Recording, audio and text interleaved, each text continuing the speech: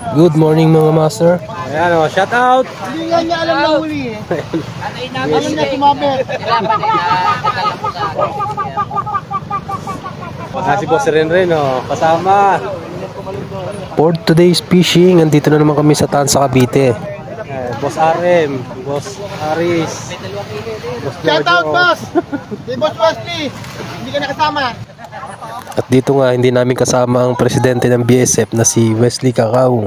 Shout out sa iyo, pres! Again. Sa mga oras na ito ay inaantay namin yung bangka kasi inaayos pa ng mga bangkero. Isang magandang araw na naman mga masters pagpipishing. Nakita nyo medyo maalon ang tubig pero okay lang yan. Ito ang isa sa maganda sa pagpipishing. Yung magkakasama kayo ng mga kagrupo mo, yung mga kulitan, kasiyahan na para bang matagal na kayong magkakakilala kahit ngayon pa lang kayo nagkita. Yan yung maganda sa pagpipishing. At habang nag-aantay nga ng bangka, kani-kaniyang share ng kanilang karanasan sa bawat pagpipishing nila. Kaya ito ang maganda sa may kagrupo ka o marami kang nakakasama, marami kang natututunan at higit sa lahat, masaya makisama sa isang grupo na nagkakaisa ng hilig. Sabi nga ng iba, pagpapasok sa trabaho, tinatanghali ng gising. Pero dito sa pagpipishing, alas 2 pa lang ng madaling araw, gising na. Yung iba nga dyan, hindi na nakatulog. Shout out sa mga master na hindi na nakatulog kagaya ko. Pero pag may schedule ng fishing, halos hindi ako makatulog.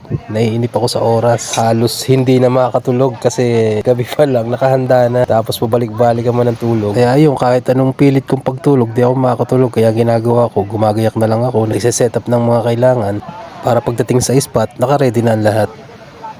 Hanggang dito na lang muna mga master. So update na lang po kung makakahuli. Salamat!